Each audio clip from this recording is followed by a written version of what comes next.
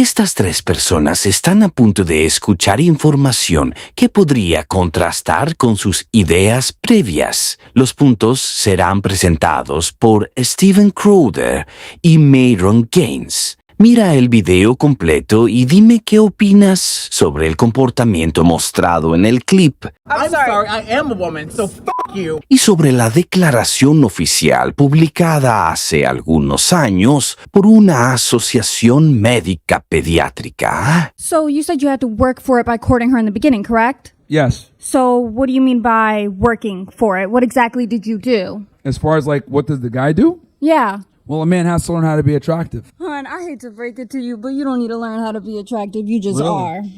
Okay. And that's something you ain't. Okay, I want to bring up, you talking Let about... me address that first part real fast. So, Let me add on. and then you can go ahead and, because I know you're probably going to an ad hominem attack, but that's fine. So let's address the first thing. You said you don't have to learn how to be attractive, you just are. So I've heard a couple of women say this actually, and it's always very interesting to me, right? I always say privilege is invisible to those that have it. And obviously for you, you don't understand the privilege you have. Men, unlike women, are not born with value. We have to learn how to be confident. We have to learn how to be attractive. We have to learn how to dress properly. We have to learn how to go to the gym. We have to learn how to be competent. We have to be able to have certain things in our background to make us attractive to women, because women look for things that take time to acquire, resources, etc. So for women, when you guys turn 18, the life is your oyster. You can literally go everywhere. You can do whatever you want. But men don't get these opportunities unless we make something of ourselves. So when women say things like, oh, you just are attractive, like, no, it's a learned skill. Men are not just born attractive. They have to figure this stuff out through a lot of turmoil, trial, and error, and sacrifice. So I always find it interesting when women say that, because we don't operate on the same dating timeline as you guys. You guys are born with your value. We must create our value. How are we born with our value? Please explain. How are women born with their value? Yeah. Well, You say you had to learn all that shit, right? You literally have a vagina and titties. You are born with value. As women are physically inferior, and that's the truth. Physically inferior. Inferior, yes. So you're telling me that you could beat a woman's ass? Yeah. Yeah, I could. I mean, I never would, but yeah.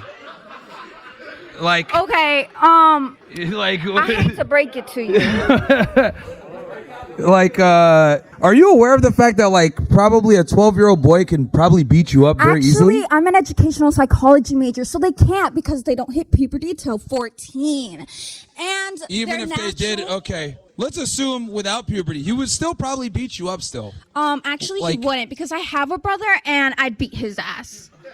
Anyway. El hombre suele tener que construir su valor, dinero, físico, carrera. La mujer en general es evaluada más por lo que ya es que por lo que ha construido. Son reglas distintas. Rhonda, Lauren down here from the Herald Sun again. Just another quick one about Angela's question on equality just before. We've got quite a large pay dispute happening with our Australian women's soccer team at the moment. Is it frustrating for you as someone who's so prominent in your sport? And we heard you say on the Ellen show the other day you are the richest fighter in UFC, that sort of thing is still going on? I think that how much you get paid should have something to do with how much money you bring in. I'm the highest paid fighter, not because Dina and Lorenzo wanted to do something nice for the ladies. They do it because I bring in the highest numbers. They do it because I make them the most money. And I think that the money that they make should be proportionate to the money that they bring in.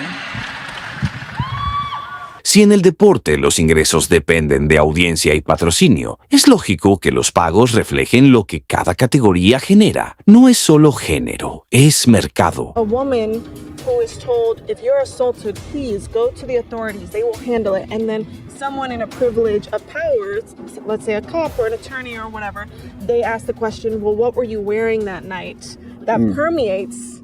Which is bullshit.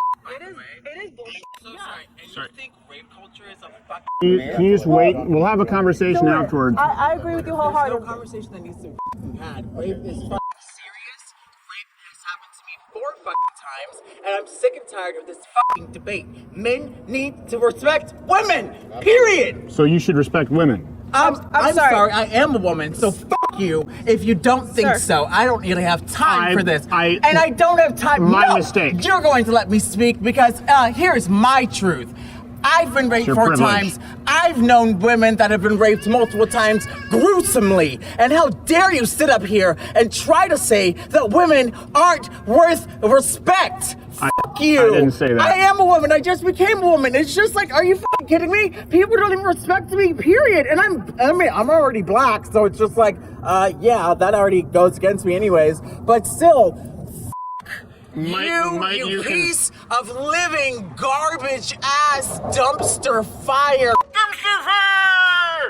Trash gum on the bottom of my shoe. Oh my God, I wish I had a tissue for the blood. I would Might I suggest it's your behavior, not because you're black or a woman.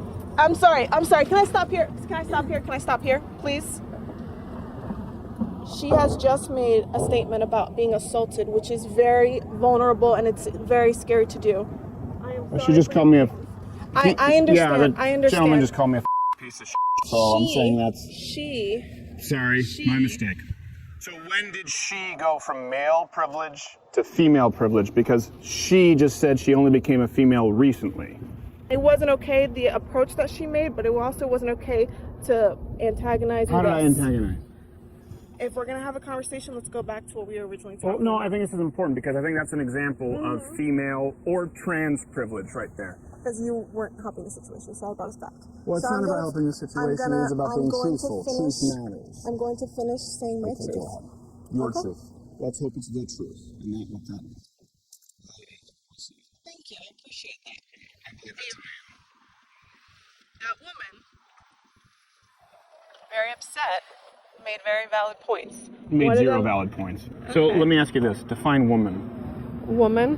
What is a woman when we're talking about men's privilege, rape culture? Define woman for me so I don't get it wrong. Well, a woman is any person who defines herself as, if you're looking at biologically speaking, a woman is someone who has female parts. Her anatomy is that of a vagina and having just female parts. Because you just said biologically female parts. Obviously, our friend there wouldn't have that. So would that be included? Okay, so but that's your definition of it. That's one definition of it. What's your definition of it? So that way I'm not stepping over any bounds. What's your definition? Any person who uses the pronouns she, and who identifies as such. Okay. I respect what they identify themselves as. So that's an example of female privilege there. Mm-hmm. If that's a man, we treat them very differently, and I'm sure you're aware of this. Oh yeah, it's not There's fair. accountability between men. Oh, absolutely. The country where guilty until proven innocent, yes, we'd be rotting in a jail. But I know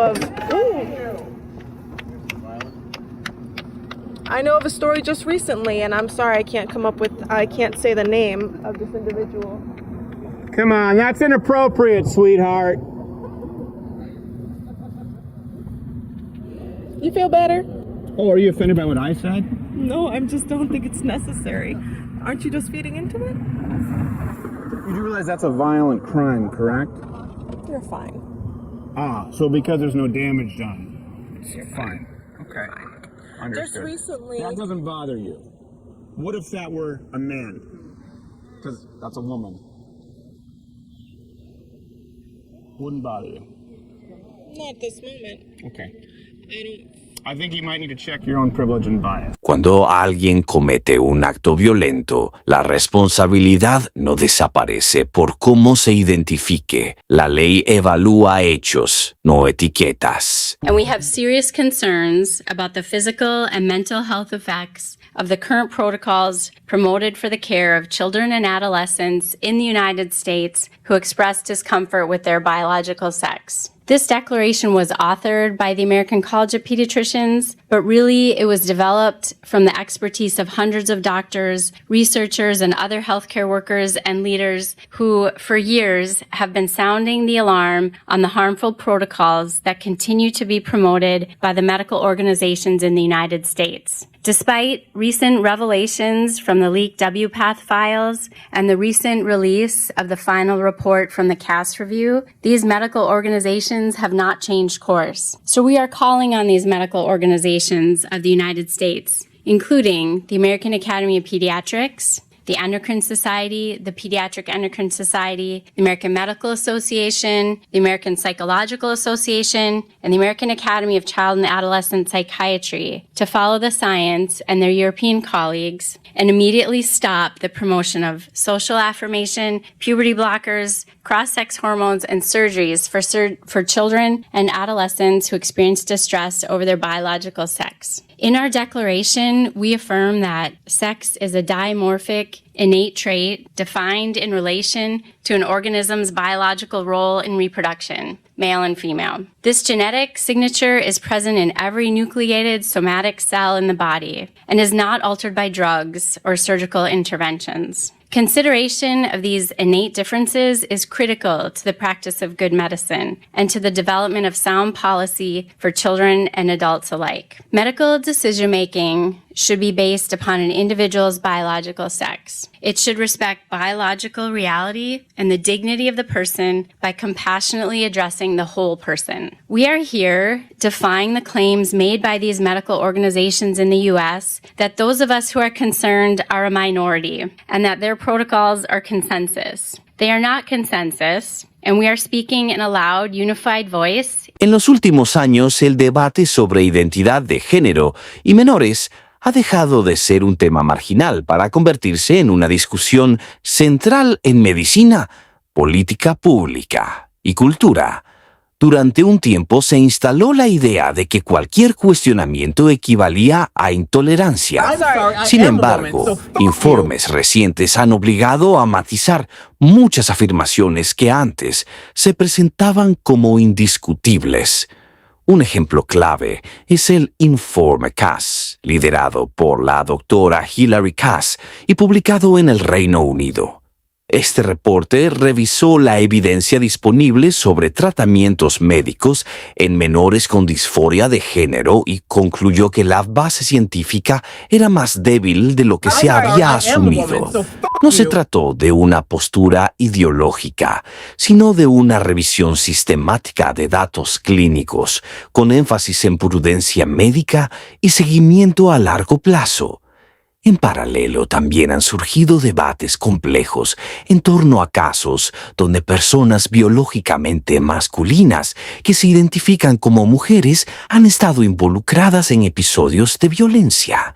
Aquí el punto no es la identidad declarada, sino un hecho biológico básico. Las diferencias sexuales no desaparecen por autopercepción. La masa muscular, la densidad ósea y ciertos patrones de agresión física promedio entre hombres y mujeres siguen existiendo como variables estadísticas medibles. Cuando ocurre un acto violento y se intenta justificar bajo la premisa de «soy mujer», el problema no es solo narrativo, sino conceptual. La ley, la biología y la realidad material no funcionan únicamente en función de categorías subjetivas. Ignorar eso no protege a nadie. Más bien, genera tensiones adicionales en espacios como prisiones, deportes o refugios. Una sociedad madura puede reconocer la dignidad de cada persona sin renunciar a discutir evidencia científica ni implicaciones prácticas. Porque al final, la pregunta no es quién grita más fuerte, sino qué datos respaldan cada afirmación. Y en temas médicos y de seguridad pública, la evidencia importa.